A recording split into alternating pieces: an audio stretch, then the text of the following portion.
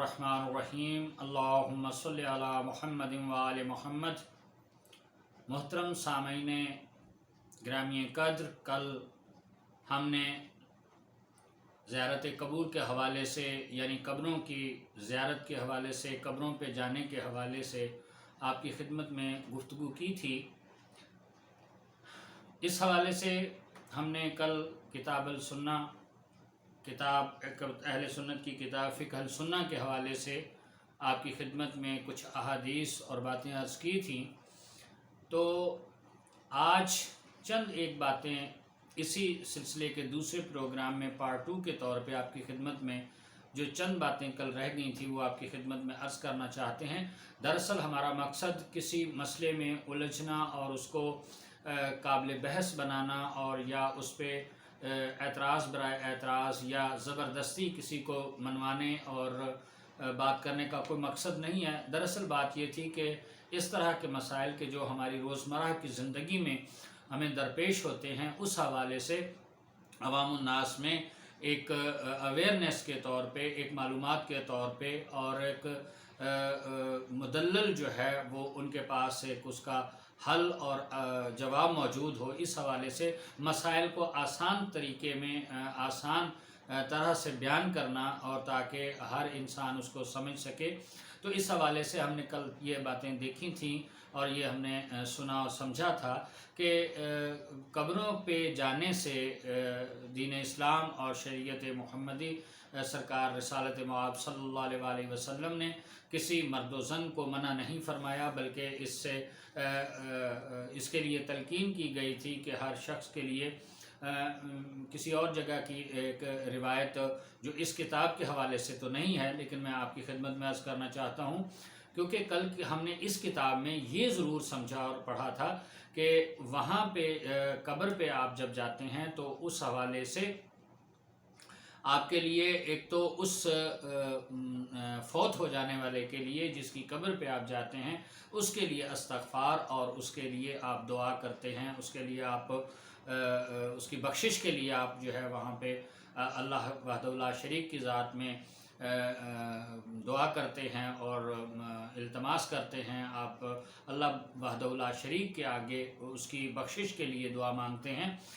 یہ ایک تھا کہ اس کے لیے آپ اس کی محبت میں آپ جاتے ہیں اور وہ کوئی آپ کا جو بھی عزیز و اقارب ہے، ماں بھائی باپ شوہر جو بھی ہے، اس کے لیے آپ جا کے وہاں پہ استغفار کرتے ہیں۔ ایک مقصد یہ سامنے آیا تھا، اور دوسرا مقصد جو اہم ترین تھا وہ یہ تھا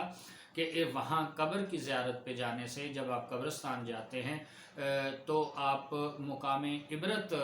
جو ہے وہ حاصل ہوتا ہے انسان کو، انسان عبرت حاصل کرتا ہے کہ ایک دن ہم نے مر جانا ہے، اور اپنی دنیاوی زندگی میں وہ بہتری لانے کی کوشش کرتا ہے اور اس کو آخرت کی اور موت کی یاد آتی ہے، جس سے انسان اپنی اس دنیاوی زندگی میں بہتری کی کوشش کر سکتا ہے۔ اور اس حوالے سے ایک روایت بھی ہے کہ آپ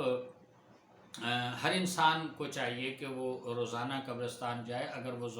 روزانہ نہیں جا سکتا ہے تو ہفتے میں ایک بار جائے، ہفتے میں اگر ایک شخص نہیں جا سکتا تو لازمی ہے کہ مہینے میں ایک بار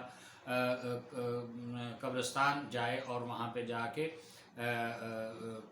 انسان عبرت بھی حاصل کرتا ہے اور استغفار بھی کرتا ہے اپنے فوت ہو جانے والوں کے لیے۔ اگر مہینے میں نہیں تو کم از کم سال میں ایک بار آپ پہ فرض ہے کہ آپ قبرستان ضرور جائیں، اور اگر سال میں بھی نہیں جا سکتے تو زندگی میں ایک دفعہ آپ ضرور جائیں تاکہ آپ کو عبرت حاصل ہو سکے۔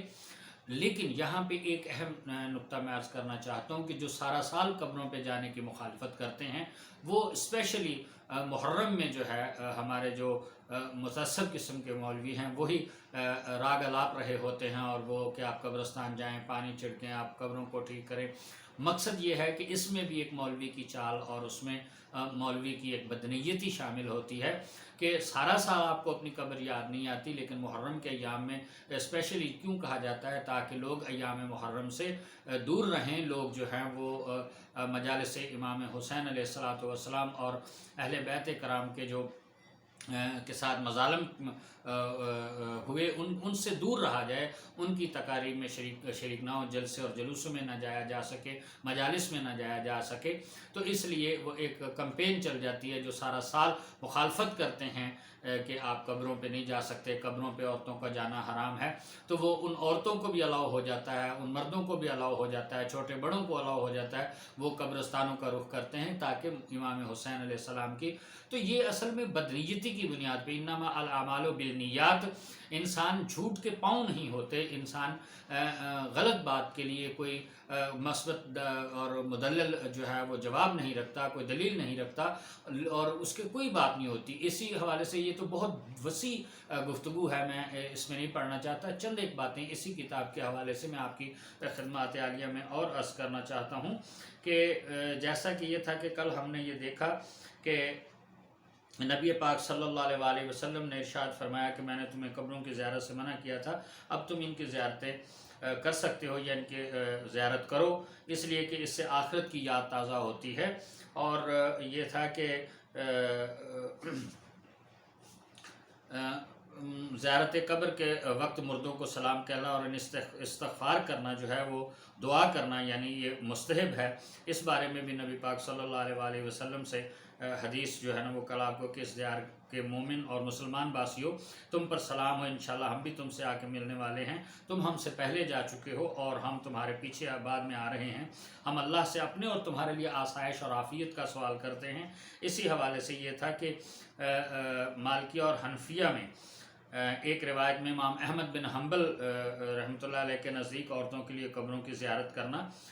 جائز ہے. ان کے لیے ممانعت تھی شروع میں، لیکن بعد میں نبی پاک صلی اللہ علیہ وآلہ وسلم نے اس کی اجازت دی، جہاں مردوں کے لیے تھی عورتوں کے لیے بھی تھی. اور اس کے لیے جو یہ حدیث مبارکہ تھی حضرت عائشہ صدیقہ رضی اللہ تعالیٰ عنہا کے حوالے سے بیان کی گئی تھی. تو اسی طرح حضرت عبداللہ ابن عباس سے بھی یہ روایت بیان کی گئی ہے کہ نبی پاک صلی اللہ علیہ وآلہ وسلم مدینہ کی قبروں کے پاس سے گزرے تو ان کی طرف متوجہ ہو کر فرمایا کہ قبر کے باسی تم پر ہمارا سلام ہو، اللہ تمہاری اور ہماری مغفرت فرمائے، ہم تم سے پہلے جا چکے ہیں اور ہم تمہارے بعد آنے والے ہیں. یہی نہیں بلکہ یہ کافی اس کی حدیث جو ہے نا وہ لمبی حدیث ہے اور بڑی وسیع حدیث ہے کہ جس میں اور بہت ساری باتوں میں یہاں پہ ایک چیز جو انہوں نے بتائی ہے کہ وہ یہ ہے کہ اس میں یہ بھی ہے کہ ایک رات رسول پاک صلی اللہ علیہ وآلہ وسلم جنت البقیع میں تشریف لے گئے اور دیر تک کھڑے رہے، اور پھر 3 مرتبہ ہاتھ اٹھا کر دعا فرمائی. اس پہ بعد میں بات کرتے ہیں. اسی طرح آج جو مسائل اس کے ساتھ ایڈ ہونا چاہتے تھے وہ یہی تھا کہ قبروں کی زیارت پہ آپ جانا، وہاں پہ استغفار کرنا، اس مردے کے لیے، میت کے لیے آپ استغفار کرتے ہیں، اس فوت ہو جانے والے کے لیے کرتے ہیں، اور اس کے ساتھ خود مقام عبرت حاصل کرتے ہیں، آپ اپنی دنیا کو سنوارتے ہیں. اور اس کے ساتھ آج جو لوگ جو ہے وہ کچھ باتیں اور اس میں ایڈ میں کرنا چاہوں گا کہ لوگ کہتے ہیں کہ کسی کے ہاں تعزیت کے لیے جانا اور کسی کے ہاں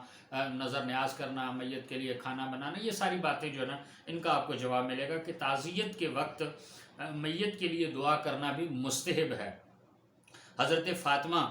انہوں نے یہاں پہ رضی اللہ تعالیٰ عنہ لکھا ہے، میں یہ کہوں گا کہ حضرت فاطمہ سلام اللہ علیہ بلکہ صلوات اللہ علیہ، حضرت فاطمہ سیدۃ نساء عالمین، حضرت بی بی فاطمہ تو زہرا سلام اللہ علیہ کسی صحابی کے گھر تعزیت کے لیے تشریف لے گئیں. جب واپس آئیں تو رسول مقبول صلی اللہ علیہ وآلہ وسلم نے دریافت فرمایا کہ فاطمہ کہاں گئی تھیں؟ تو حضرت فاطمہ نے جواب دیا کہ اس گھر کے لوگوں کے پاس گئی تھی، وہاں میں نے ان کی میت کے لیے دعائے رحمت کی اور ان سے تعزیت کی. اب اس میں بہت ساری چیزیں واضح تو نہیں ہیں، لیکن بہرحال کہ آپ ان کے گھر تشریف لے گئیں. حدیث میں جو یہاں پہ جو یہ حوالہ دے رہے ہیں، اور رسالت مآب صلی اللہ علیہ وآلہ وسلم نے پوچھا تو آپ نے میت کے حق میں دعائے رحمت اور مغفرت کی جو دعا آپ نے کی، اس حوالے سے بات ہوتی ہے. اس کے علاوہ جو خاص طور پہ جو میں آپ کو سنانا چاہتا ہوں کہ میت کے گھر والوں کے لیے کھانا، جس گھر میں میت ہو جائے اس کے پڑوسیوں اور رشتہ داروں کے لیے مستحب ہے، پڑوسیوں اور رشتہ داروں کے لیے مستحب ہے کہ وہ ان گھر والوں کے لیے کھانا بنا کر بھیجیں. ایسا نہ ہو کہ اس گھر والے غم کے مارے نہ کھا پائیں اور نہ کھائیں اور اس طرح ان کی صحت پر برا اثر پڑے. حضرت عبداللہ ابن جعفر رضی اللہ تعالیٰ عنہ سے روایت ہے کہ جب میرے والد حضرت جعفر کی شہادت کی اطلاع آئی، یہ حضرت عبداللہ ابن جعفر علیہ السلام کے بارے میں بات ہو رہی ہے کہ حضرت جعفر طیار جو کہ حضرت مولا کائنات علی علیہ السلام کے بھائی تھے ان کے حوالے سے بات کر رہے ہیں، چونکہ ان کی روایت میں پڑھ رہا ہوں اپنے اہل سنت بھائیوں کی، کہ حضرت عبداللہ ابن جعفر سے روایت ہے کہ جب میرے والد حضرت جعفر کی شہادت کی اطلاع آئی تو نبی پاک صلی اللہ علیہ وآلہ وسلم نے فرمایا کہ جعفر کے گھر والوں کے لیے کھانا بنا کر بھیجو، اس لیے کہ انہیں ایسی مصیبت پہنچی ہے کہ انہیں خود کھانے پکانے اور کھانے کا ہوش نہیں ہے۔ یہ ابو داؤد، ترمذی، ابن ماجہ، احمد بن حنبل اور خود میت کے گھر والوں کا کھانا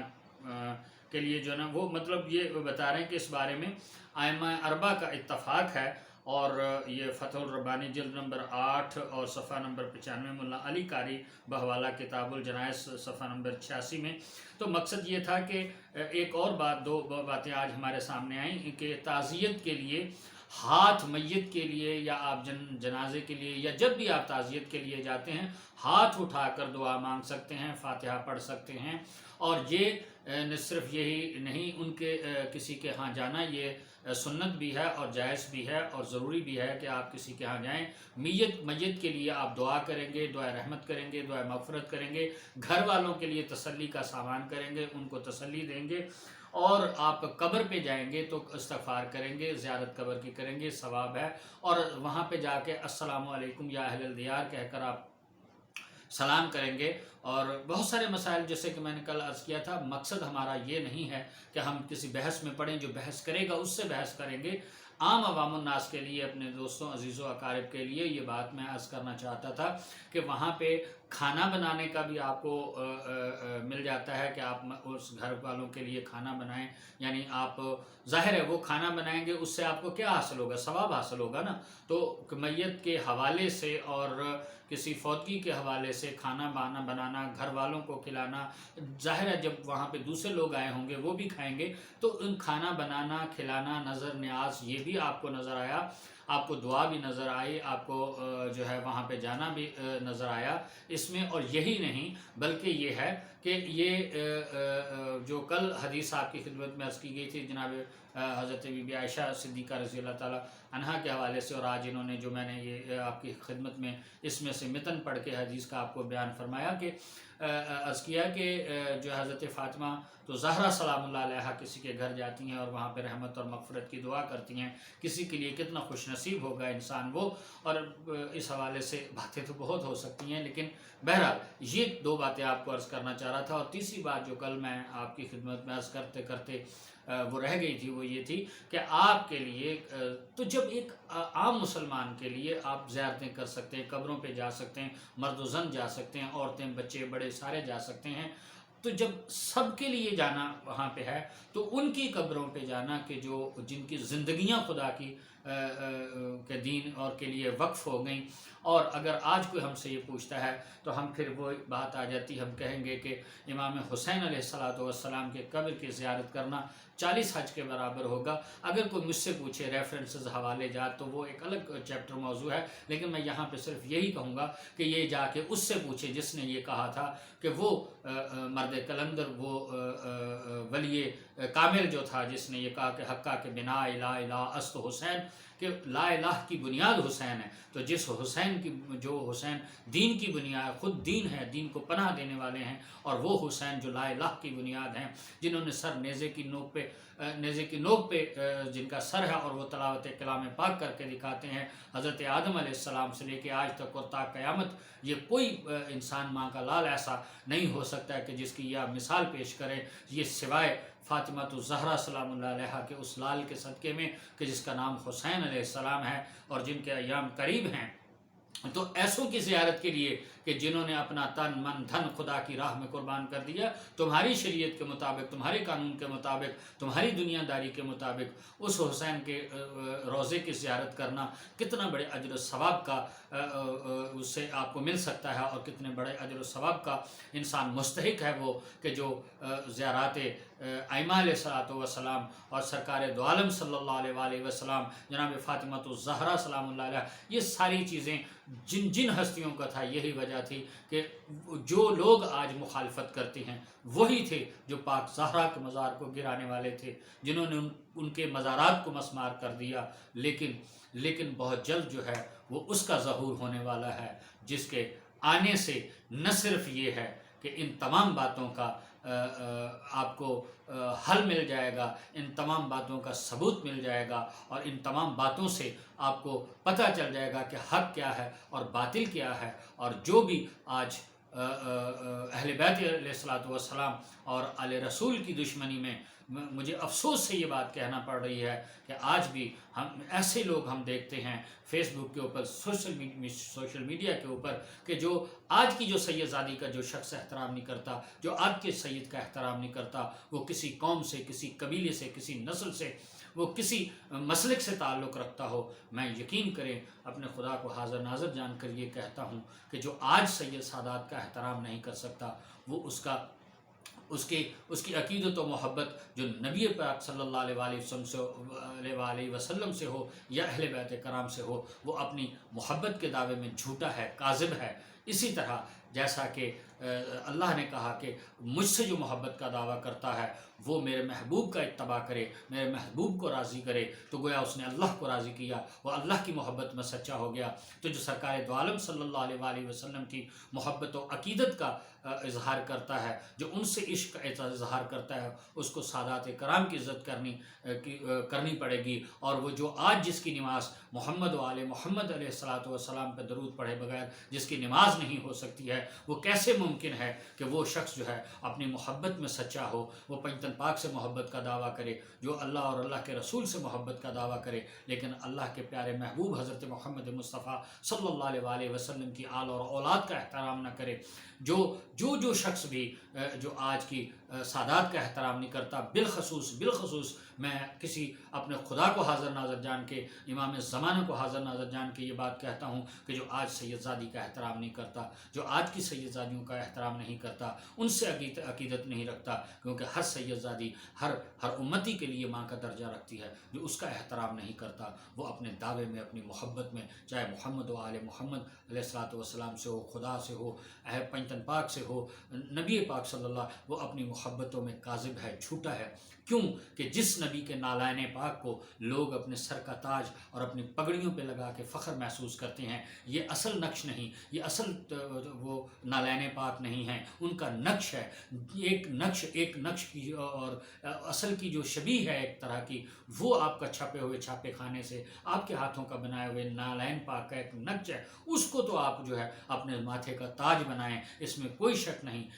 نہیں کہ سرکار دو عالم صلی اللہ علیہ وسلم کے نالین مبارک پر ہماری زندگیاں کو قربان ہوں، لیکن جس نبی کے نالین جوتی کا یہ احترام آج مسلمان سمجھتا ہے، کتنے افسوس کی بات ہے کہ اس نبی کی نسل کو احترام نہیں دینا چاہتا، تو یہ کہاں کا اسلام ہے، یہ کہاں کا دین ہے؟ آخر